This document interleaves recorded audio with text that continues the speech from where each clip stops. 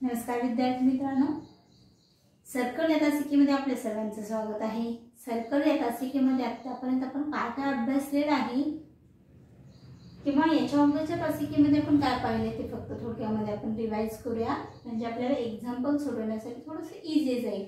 याच्या अगोदरच्या तासिकेमध्ये आपण काय पाहिलं होतं, त्याच्यामध्ये मी सुरुवातीला तुम्हाला सेंट्रल अँगल म्हणजे काय, minor arc, major arc, semi circle arc हे एक्सप्लेनेशन आपण पाहिलं होतं आणि त्याच्यामध्ये मेजरमेंट ऑफ आर्क हा कन्सेप्ट सुद्धा आपण पाहिलेला होता।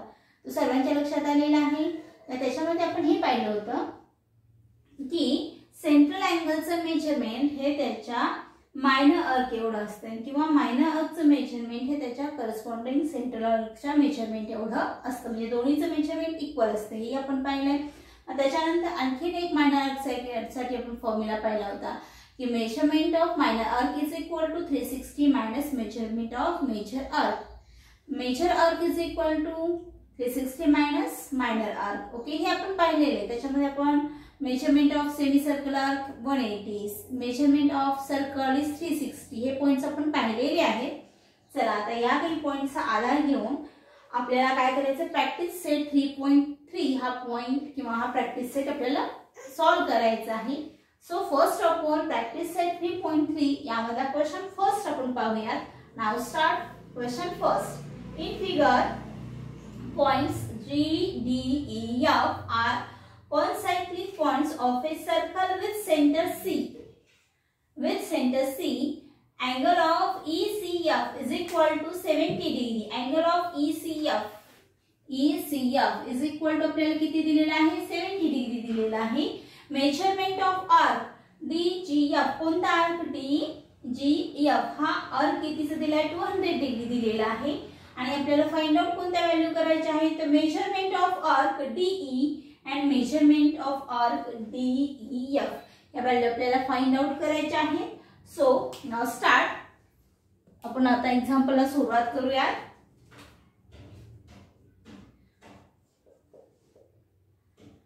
सो फर्स्ट ऑफ ऑल याच्यामध्ये देत असताना त्यांनी आपल्याला हे सांगितले की चारही जे पॉइंट आहेत ते एका सर्कलवरचे पॉइंट आहेत आणि याच्यामध्ये आपण काय घेऊया, तीन centre of circle C, angle of ECF is equal to आपल्याला किती दिलेला आहे, 70 डिग्री दिलेला आहे आणि measurement of arc which arc DGF is equal to किती दिला आहे आपल्याला, 200 डिग्री दिलेला आहे।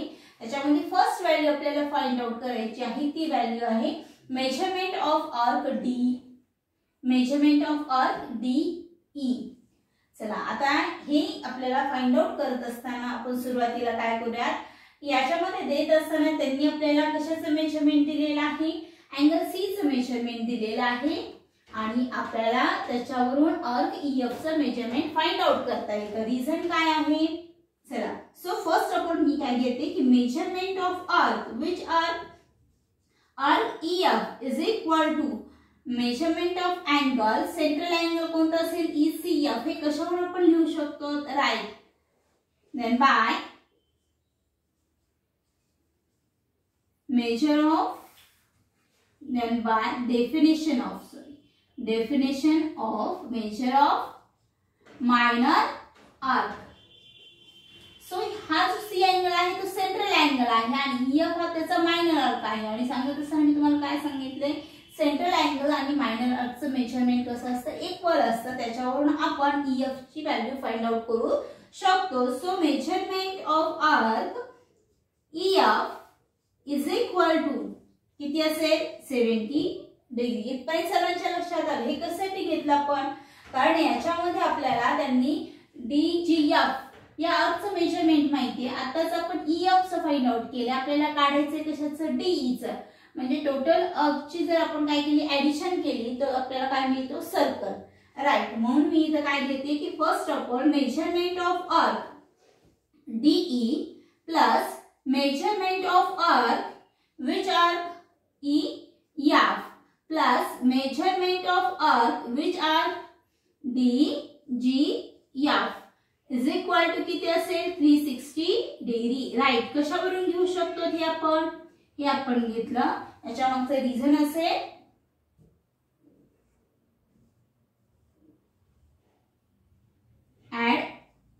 आर्क पोस्टुलेट किंवा ऍडिशन ऑफ आर्क पोस्टुलेट्स. मग याच्यामध्ये ऍडिशन ऑफ आर्क पोस्टुलेट्स मध्ये आणखी काय घेतलं आपण, मेजर ऑफ सर्कल. किती आहे major of circle is 360 degree. याच्यामध्ये त्याची व्हॅल्यू आपण घेतलेली आहे 360 डिग्री. आता याच्यामध्ये आपल्याला measurement of arc DE unknown आहे, ठीक आहे, अननोन आहे ऍज इट इज ठेवा, ते आपल्याला माहित नाही. Second measurement of arc F माहित आहे, पुट करा 70 degree plus measurement of arc D G F आपल्याला माहित आहे, कीवर्ड मध्ये ते ऑलरेडी दिलेलं आहे. किती दिलेलं आहे 200 degree, right. And measure of circle is 360 degree. Measure of circle, okay, 360 degree. Constant value one साइडला घ्या. Arc of D E is equal to 360 minus 270. That means measurement of arc DE is equal to subtraction किती मिळेल आपल्याला 90 degree. That means arc of DE आपल्याला किती मिळालेला आहे 90 degree. चला आपल्याला आर्कचं मेजरमेंट म्हणजे फर्स्ट आपल्याला जी फाइंड आउट करायची होती व्हॅल्यू ती मिळालेली आहे. आता सेकंड व्हॅल्यू आपल्याला फाइंड आउट करायची आहे measurement of arc DEF which are DEF. Easy आहे. EF आर्कचं मेजरमेंट आपण फाइंड आउट केलंय, डीईचं मेजरमेंट आपण आत्ताच फाइंड आउट केलंय. या दोन्हीचं फक्त ऍडिशन करायचंय, ओके. सेकंड, चला आता सेकंड याच्यामध्ये आपण काय करूया की मेजरमेंट ऑफ आर्क DEF साठी आपल्याला काय घ्यावं लागणार आहे, राईट. मग त्यासाठी मी डायरेक्ट घेते measurement of arc which arc DE plus measurement of arc EF is equal to measurement of arc which arc, right, DEF. हे कशावरून घेतलं, arc addition postulates.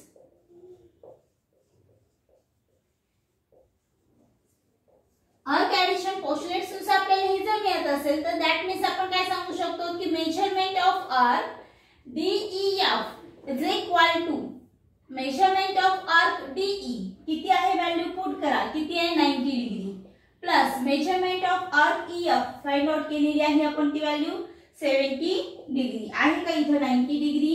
Measurement of arc EF is equal to 70 degree. दोन्हीची value put up करा. That means measurement of arc which are DEF is equal to किती मिळेल आपल्याला 160 degree, right. या पद्धतीने आपला पहिला प्रश्न कंप्लीट झालेला आहे. सर्वांच्या लक्षात आला असेल, लिहून घ्या.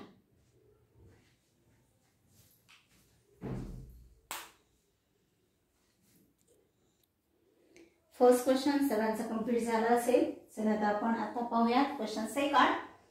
In figure triangle QRS is an equilateral triangle.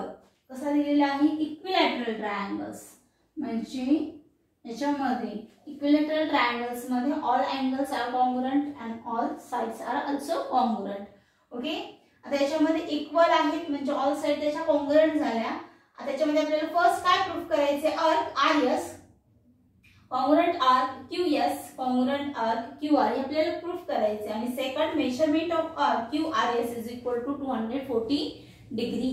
So first आपण प्रूफ दॅट म्हटल्यानंतर आपण डायरेक्ट काय घेऊया त्याच्यामध्ये टू प्रूफ. गिवन जर द्यायचं असेल तर इन शॉर्ट मध्ये फक्त गिवन मध्ये आपल्याला एवढंच द्यावं लागेल की triangle QRS is a equilateral triangle. To proof काय प्रूफ करायचं याच्यामध्ये, फर्स्ट आपल्याला प्रूफ करायचं आहे arc RS congruent arc QS congruent arc QR, okay. आणि सेकंड पार्ट आहे म्हणजे सेकंड जो आपल्याला प्रूफ करायचा आहे तो पार्ट आहे measurement of arc QRS is equal to 240 degree. आणि नेक्स्ट पार्ट असेल आपला प्रूफ. हे सोल्युशन नाही घेता आपण टू प्रूफ आणि प्रूफ घेतले कारण इथं आपल्याला तरी काय सांगितलंय प्रूफ दॅट सांगितलेलं आहे, ठीक आहे. आता आपण प्रूफ सुरुवात करूया. याच्यामध्ये first of all triangle QRS is equilateral triangle. So in equilateral triangle in equilateral triangle. Which triangle? Triangle QRS. So side, which side? Side RS is a congruent side. QS is a congruent side QR. Reason काय? कारण given मध्येच त्यांनी दिलेलं आहे equilateral triangle आणि equilateral ट्रायंगलच्या sides ह्या कशा असतात? कॉन्ग्रुएंट असतात. सो ऑल्सो मग इथं तुम्ही डायरेक्ट गिवन जरी म्हटलात तरी चालेल. ठीक आहे. सो गिवन आता याच्यामध्ये ज्या आपल्याला ट्रायंगलच्या साइड दिसतात त्या साइड्स म्हणजे या सर्कलच्या कॉर्ड्स आहेत. म्हणजे त्याच्यानुसार मी काय सांगू शकते? So chord RS is a congruent chord, QS is a congruent chord, QR. That means ह्या chord जर congruent असतील तर त्याच्या corresponding arc सुद्धा कसे असतात? congruent असतात. हे थेरम आपण पाहिलेले आहेत. थेरम मध्ये मी तुम्हाला काय सांगितले? एका सर्कल मध्ये जर तुमचे आर्क्स कॉन्ग्रुएंट असतील तर त्याच्या करस्पॉन्डिंग कॉर्ड्स कॉन्ग्रुएंट असतात. कॉर्ड जर कॉन्ग्रुएंट असतील तर सेकंड थेरम मध्ये कॉर्ड जर कॉन्ग्रुएंट असतील त्याचे करस्पॉन्डिंग आर्क सुद्धा कॉन्ग्रुएंट असतात. सो याच्यामध्ये आपल्याला त्यांनी कॉर्ड जर कॉन्ग्रुएंट आहे तर दॅट मीन्स आपण काय सांगू शकतो? त्याचे आर्क सुद्धा कॉन्ग्रुएंट असणार आहेत. सो मग याच्यावर मी काय सांगू शकते की RS is a congruent arc which arc? QS is a congruent arc QR. Okay. Hence first part आपला प्रूफ झालेला आहे. पण याचं रिझन काय लिहावं लागेल आपल्याला? आता याच्यामध्ये इथं रिझन लिहिते. रिझन असणार आहे आर्क करस्पॉन्डिंग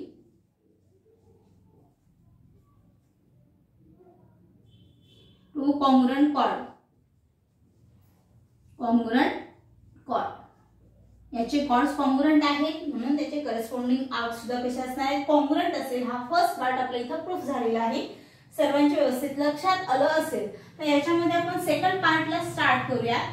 आता याच्यामध्ये सेकंड पार्टला स्टार्ट करायच्या अगोदर याच्यामध्ये कॉर्ड RS, कॉर्ड QS आणि कॉर्ड QR हे कॉन्ग्रुएंट आहे. दॅट मीन्स साइड कॉन्ग्रुएंट आहेत. आणि साइड म्हणल्यानंतर मी काय सांगू शकते की साइड RS हे कशासाठी घ्यायला लावलं होतं आपण? आता याच्यामध्ये आपल्याला काय फाइंड आउट करायचंय की measurement of arc QRS. Which arc QRS. या आर्कचं आपल्याला मेजरमेंट फाइंड आउट करायचं आहे. आणि या आर्कचं मेजरमेंट फाइंड आउट जर करायचं असेल तर आपल्याला आर्कचं मेजरमेंट काढावं लागणार आहे. म्हणून त्यासाठी मी काय घेते याच्यामध्ये? So arc IS is equal to arc which arc?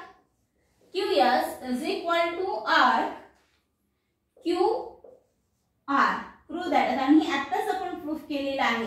वाटलंच त्याला इक्वेशन फर्स्ट म्हणा.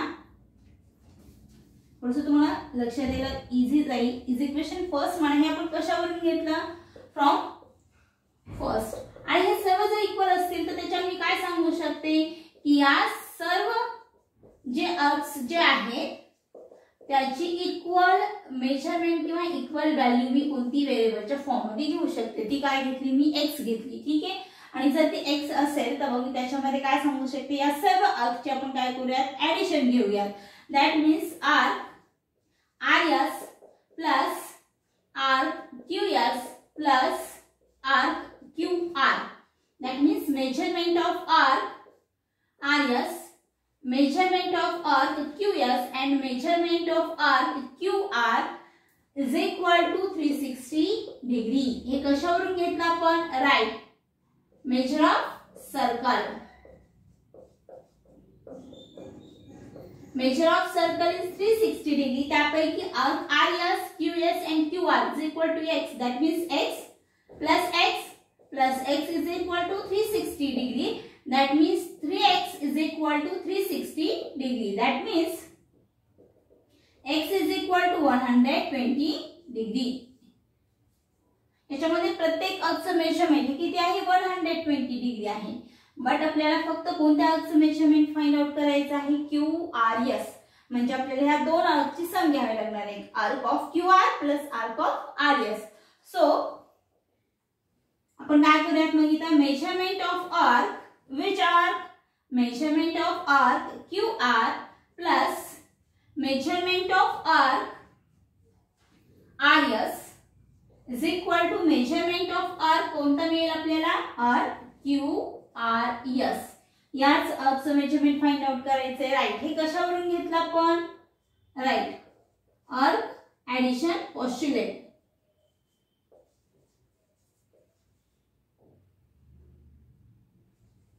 आर्क ऍडिशन पोस्ट्युलेट्स नुसार हे घेतला. That means measurement of arc which are QRS is equal to QR ची व्हॅल्यू पुट करा. QR is equal to x and x is equal to 120. That means QR is equal to 120. RS is also 120. That means measurement of arc which are QRS is equal to 240 degree.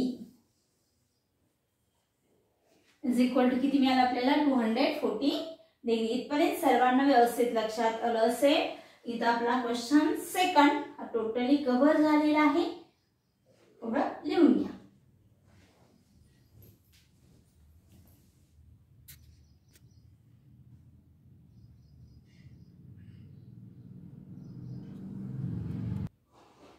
चला आता example solve करून झाली असतील, सर्वांची लिहून झाली असतील. Next practice set 3.3 यामधला क्वेश्चन थर्ड हा तुम्ही सॉल्व करायचा आहे आणि त्याचबरोबर आजचं होमवर्क म्हणून एक्झाम्पल फर्स्ट आणि सेकंड हे दोन्ही एक्झाम्पल तुम्ही सॉल्व करायचे आहे. ठीक आहे. ABC are any points on the circle with center O. First sub question, write the names of all arcs formed due to these points. And second sub question, if measurement of arc BC is 120 and measurement of arc AB is equal to 105 degree, find the measures of all remaining arcs. And the second question second आहे, in the figure a rectangle PQRS is inscribed in a circle with center P. Prove that first sub question arc PQ congruent arc SR and second sub question arc SPQ is congruent arc PQR. दोन्ही questions complete करायचे आहेत आणि ग्रुपला send करायचे आहेत. ठीक आहे.